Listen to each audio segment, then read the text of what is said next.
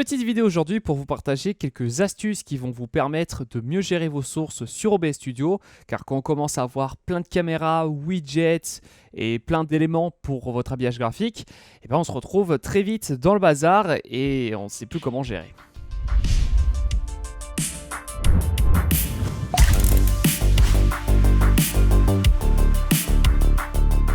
Cette vidéo vous est présentée par On, qui est une boutique contenant tous les assets que vous avez besoin pour vos streams, des overlays, alertes, écran de pause, transition. Vous pouvez acheter séparément ou carrément prendre un ensemble complet avec chaque élément qui sont distincts et que vous pouvez agencer comme vous le souhaitez sur votre logiciel de stream.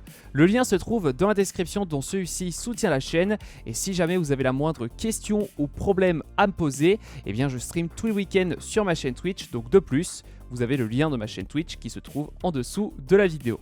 Première astuce, c'est d'utiliser des scènes et d'en créer plusieurs pour mettre en place différents agencements que vous pourrez changer en quelques clics avec, imaginons, une scène avec votre caméra en plein écran, puis une autre avec une capture de jeu et toujours votre caméra, mais cette fois-ci en plus petit.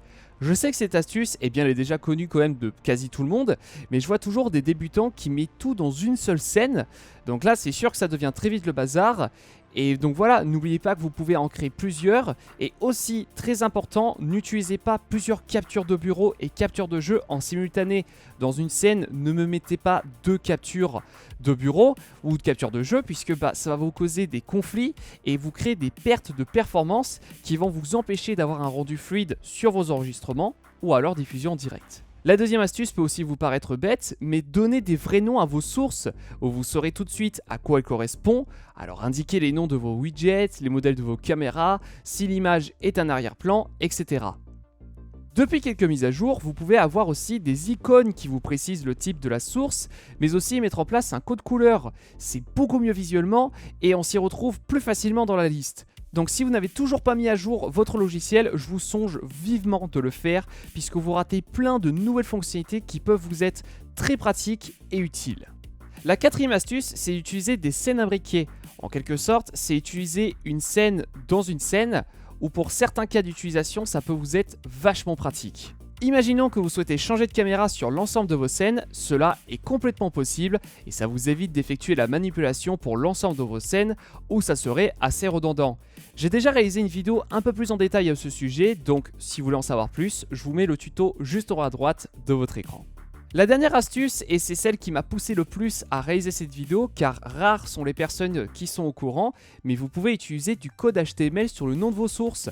Avez-vous toujours rêvé de pouvoir centrer le texte, augmenter la taille des caractères ou encore pouvoir mettre en italique? Cela est déjà possible et je vous mets dans la description quelques exemples de code afin de vous faciliter, surtout si vous y connaissez que dalle en programmation.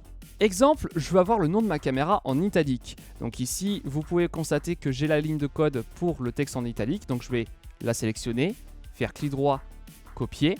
Je vais me rendre ensuite sur mon OBS. Donc là ici vous avez ma caméra qui est en l'occurrence simplement ma carte de capture Elgato Camlink. Je vais faire ensuite clic droit, renommer. Ensuite je vais faire CTRL V pour pouvoir coller ce que j'ai tout simplement dans mon presse-papier, donc la ligne de code. Ensuite je vais renommer test par ce que je souhaite afficher, en l'occurrence Camlink. Et là quand j'appuie ensuite sur entrée, vous pouvez constater le texte qui se met en italique. Et là on a quand même une sacrée différence en termes de visuel, contrairement à un texte qui n'est pas formaté avec du stylage, et là du coup en l'occurrence mon Camlink qui est du coup en italique. Et là je vous ai même mis d'autres choses plutôt sympas, comme là par exemple tout en dessous vous avez carrément un générateur de texte RGB. Donc là sur cette page htmlcodegenerator.com, vous pouvez, là imaginons je vais remettre Camlink, et en dessous vous avez différents dégradés, où là par exemple je vais prendre celui-ci qui est un dégradé un petit peu feu, donc orange vers jaune. Je vais ensuite cliquer ici pour pouvoir générer le code.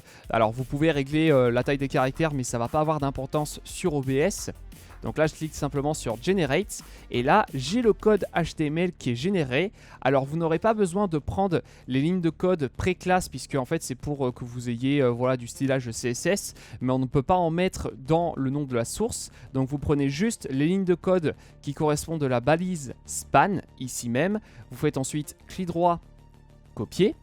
Vous retournez à nouveau sur OBS, vous faites ensuite renommer le nom de la source, Ensuite, vous faites CTRL-V pour à nouveau coller ce que vous venez tout juste de copier, toutes les lignes de code.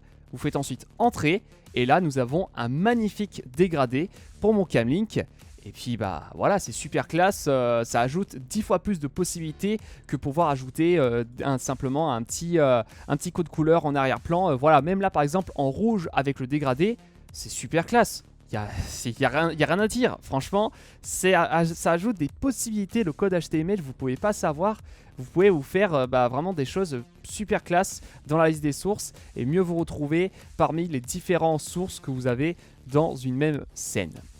Voilà, j'espère que cette petite vidéo astuce vous a été très utile. Si c'est le cas, lâchez un like, faites-le moi savoir dans les commentaires, ça m'aide beaucoup dans le développement de ma chaîne.